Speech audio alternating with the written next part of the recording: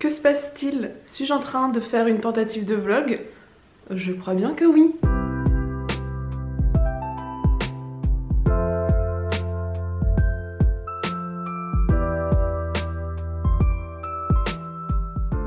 Pour compenser cette semaine de dur labeur, et d'autant plus que ce matin j'ai eu un genre d'examen au travail pour savoir si je suis vraiment apte à occuper le poste que je vais occuper là officiellement. Je me suis dit il est grand temps d'aller faire un tour à la librairie et de se défouler pour se récompenser. Donc je l'ai déjà dit dans mes précédentes vidéos, j'achète pas de romans en ce moment parce que j'en ai déjà trop à lire. Par contre, les lectures graphiques, ça c'est une autre histoire, hein. On est d'accord que ça se lit beaucoup plus vite. Donc pour moi, zéro culpabilité à l'achat. Et puis voilà, je vais pas ne rien acheter jusqu'à ce que j'ai plus aucun livre à lire. Parce que sinon ça veut dire que j'achète rien pendant 3 ans. C'est trop triste. Donc pour commencer ce petit vlog en beauté, je vais vous montrer tout ce que j'ai acheté qui se trouve juste ici.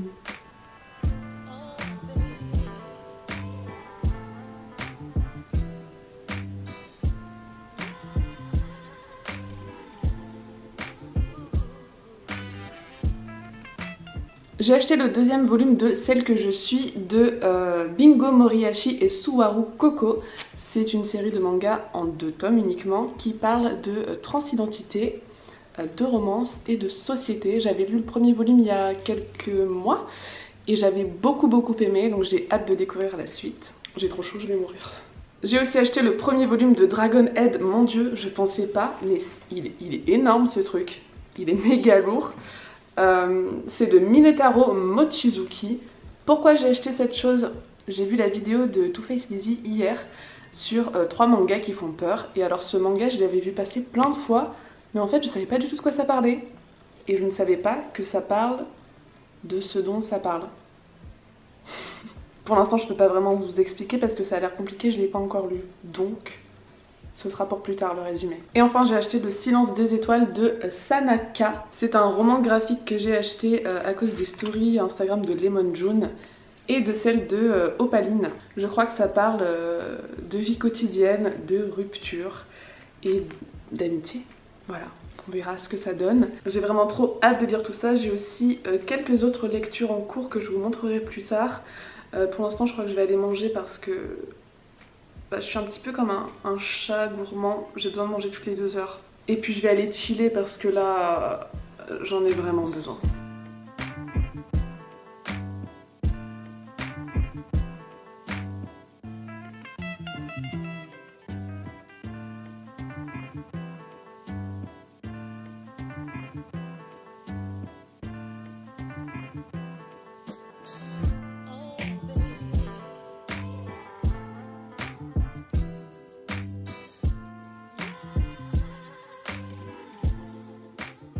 Et là, c'est le moment où je suis bien embêtée parce que je sais pas par quoi commencer.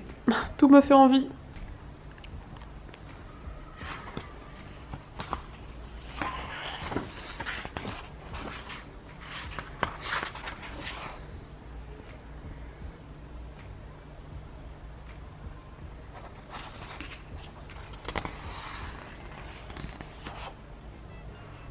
Bon, j'en suis à la page 32 et je peux déjà dire que j'adore, mais j'adore les dessins.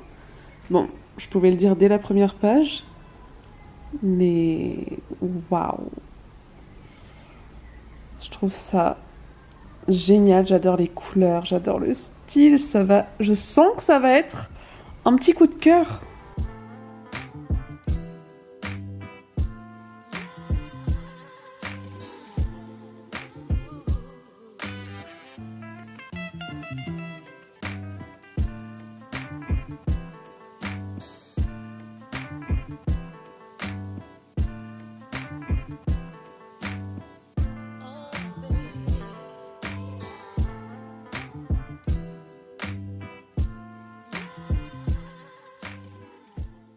Bon c'est terminé, hein. Je l'ai lu d'une traite sans m'arrêter. C'était génial, j'ai adoré. Alors déjà les dessins j'ai accroché dès le début, je les trouve magnifiques. J'adore le style de l'autrice, de l'illustratrice. J'adore les couleurs, j'ai trouvé ça vraiment très beau et très accrocheur. Je suis rentrée dedans tout de suite et vraiment grâce au dessin. Et l'histoire, elle est, écoutez, elle est très commune et en même temps unique. Ça parle d'un premier amour, ça parle d'une rupture et d'un chagrin d'amour. Ça parle d'amitié, comment on remonte la pente. Ça parle de confiance en soi, de réseaux sociaux, d'illustration. Alors j'ai fait des recherches. J'ai cherché un petit peu qui est l'autrice, mais j'ai pas trouvé grand chose. C'est un récit autobiographique puisque le personnage a le même prénom que l'autrice.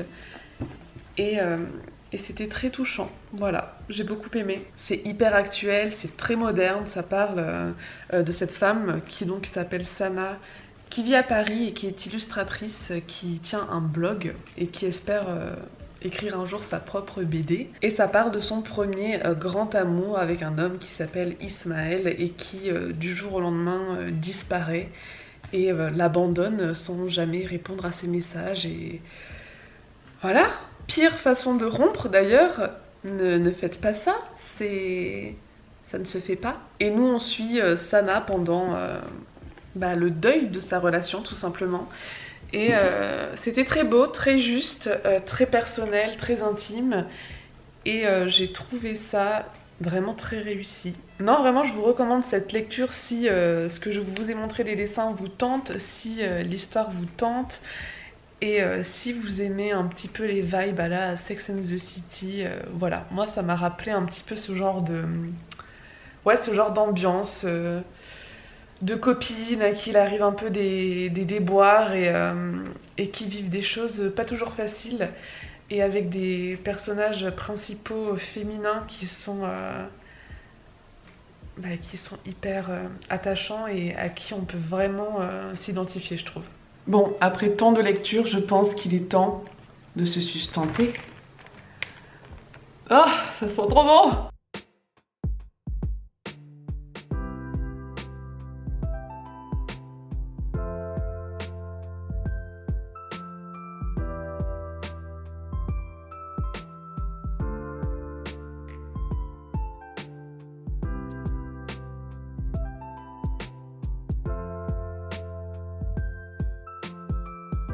Bon, et bien maintenant que j'ai repris des forces, que j'ai l'estomac plein, d'ailleurs je fais que bouffer, hein, cette vidéo va finir par se transformer en mukbang, je pense que je vais passer sur celle que je suis.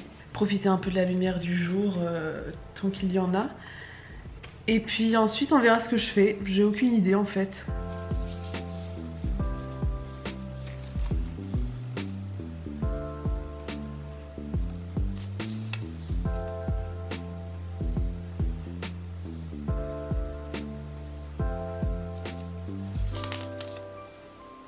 Écoutez, moi-même je suis surprise, il semblerait que je sois vraiment dans une frénésie l'ivresse parce que je pense que je vais commencer Dragon Head.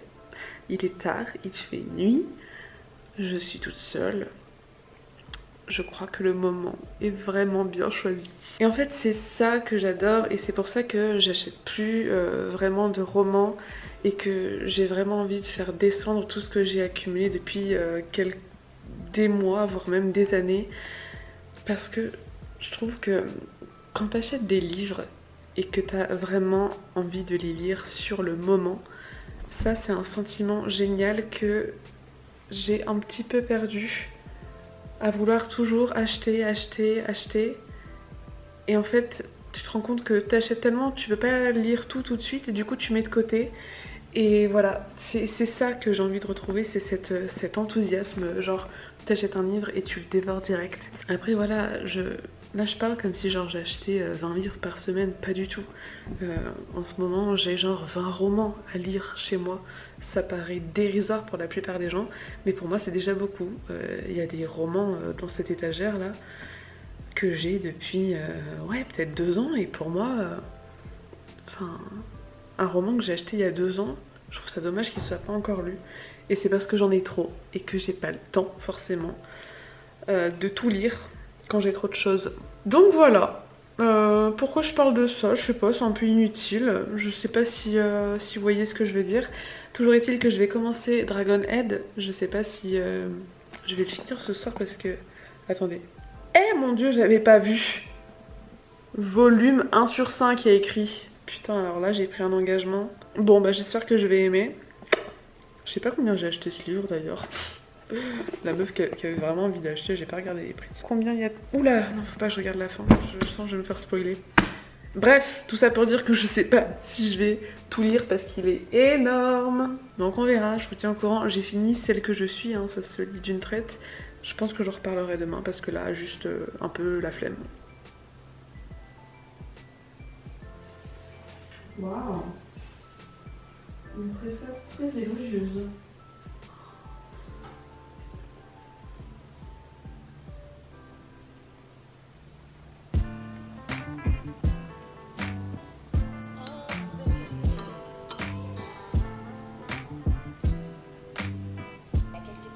J'ai adoré le premier tome, je l'ai bouffé l'été dernier.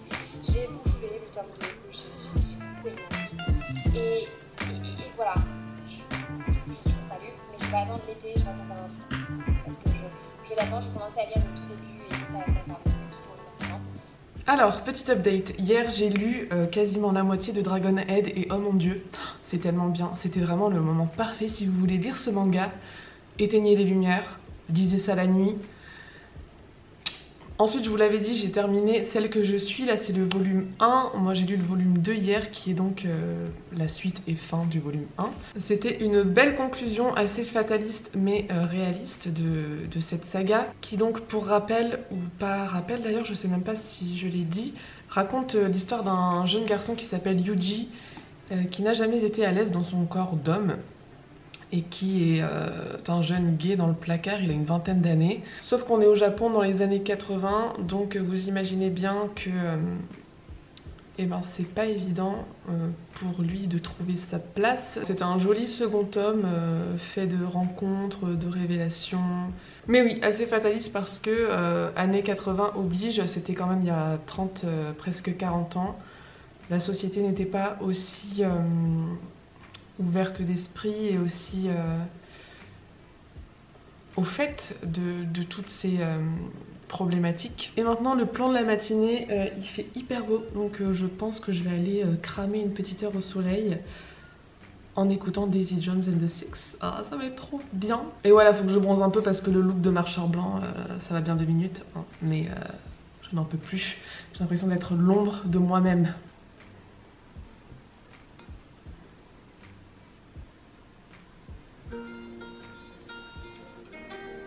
Daisy Jones and the Six by Taylor Jenkins Reid. Read for you by Jennifer Beals, Benjamin Bratt, Judy Greer.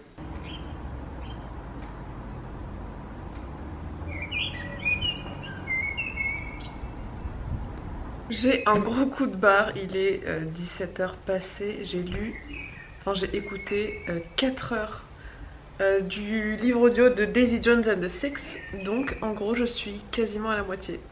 J'adore, c'est hyper prenant, c'est passionnant et je pense que j'en reparlerai très très bientôt. Pour l'instant je pense que je vais commencer dans un rayon de soleil de Tillie Walden. Là j'ai la version VO que j'ai achetée depuis janvier je crois et que j'ai toujours pas lu.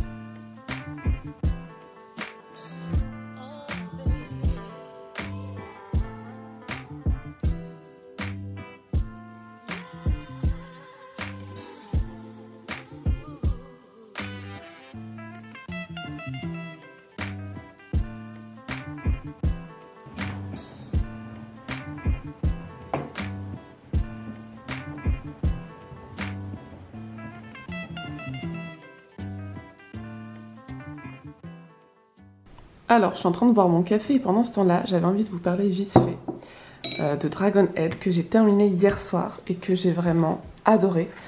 Je crois que je vous ai pas dit ce que ça raconte. En fait, on est dans un train et on suit Teru qui est un jeune garçon qui rentre d'une sortie scolaire. Donc il y a plusieurs classes de son lycée avec lui.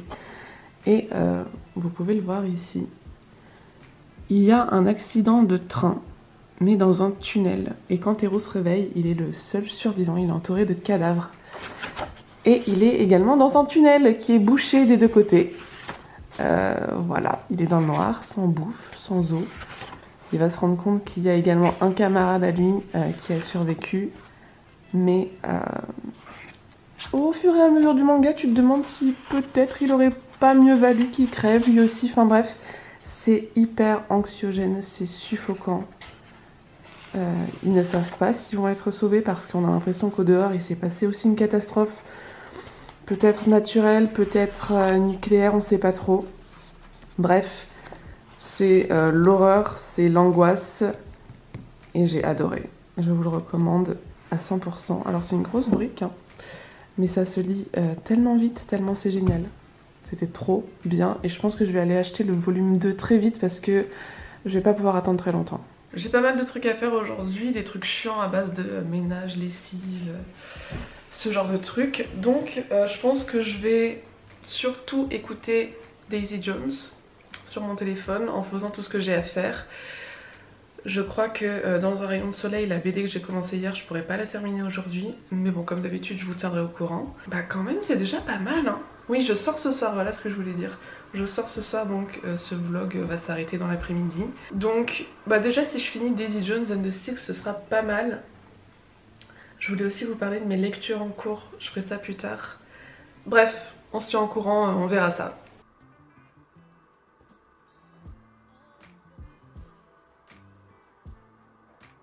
Je viens de recevoir un petit colis auquel je m'attendais pas du tout.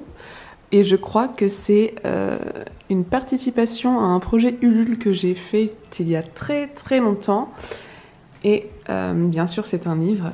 Et petit indice de sur quoi ça porte avec le timbre. Ils sont dans le thème, hein. Si c'est bien ce que je pense, ils sont grave dans le thème. Ouvrons ça tout de suite. J'étais en train de commencer à faire le montage du vlog, comme ça je me suis dit ça ira plus vite. Mais en fait c'est marrant parce que le colis il est pas très gros et je pensais que ça allait être un très gros livre. Mais je suis sûre que c'est ça. Le premier unboxing de la chaîne. Yes. Oh ça a l'air trop chouette. Trop beau, j'adore. 40 LGBT+ qui ont changé le monde, c'est par Florent Manelli et c'est aux éditions Lapin. Et en effet, c'est bien ce à quoi je m'attendais, c'est la participation Ulule à laquelle j'avais contribué. Oh, ça doit faire 1 an maintenant. Ouais, parce qu'il me semble que le projet avait été lancé en juin dernier pour la période des Pride. Enfin bref, je me souviens plus exactement. Je vais vous lire ce qu'il y a derrière, ça va être plus simple. Marsha P. Johnson, Keith Haring, Marie Bonotto, Harvey Milk, Brenda Howard, Jean Le Bitou, des noms peu connus du grand public mais si importants pour l'avancée des droits des LGBT+, et la construction d'un monde plus inclusif et plus solidaire. Florent Manelli nous livre 40 portraits forts, soigneusement illustrés et documentés pour comprendre ces personnalités hors du commun et leur impact sur notre histoire. Bon, et ben écoutez, j'ai hâte de lire tout ça. C'est largement illustré.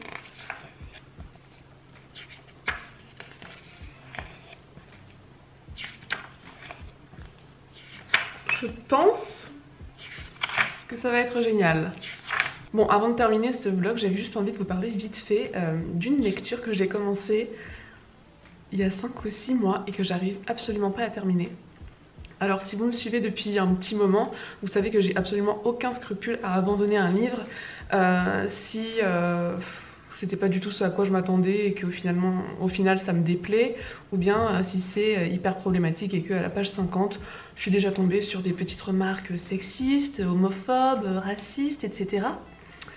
Mais là, je sais pas, c'est trop bizarre. Il y a aucun souci avec ce livre, mais à chaque fois que je le referme, et ben il reste 3 mois sur ma table de nuit et je n'ai pas envie de le lire tout simplement. Et du coup j'ai le cul entre deux chaises parce que je l'abandonne pas, mais en même temps bah, je le lis pas, donc c'est comme s'il était déjà un petit peu abandonné.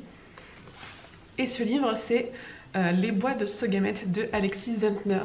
Je l'avais eu dans une box Exploratologie et bah, je sais pas trop ce qui cloche, c'est juste pas ma came en fait. Je suis à la page 78 et j'ai déjà plus envie de continuer.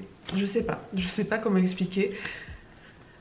Après ouais, c'est pas trop mon genre de délire non plus. Ça se passe dans le Grand Nord canadien et c'est raconté à la première personne. C'est une histoire de famille, sur plusieurs générations, la recherche de l'or. Ouais, je sais même plus ce que je dis tellement je me souviens plus.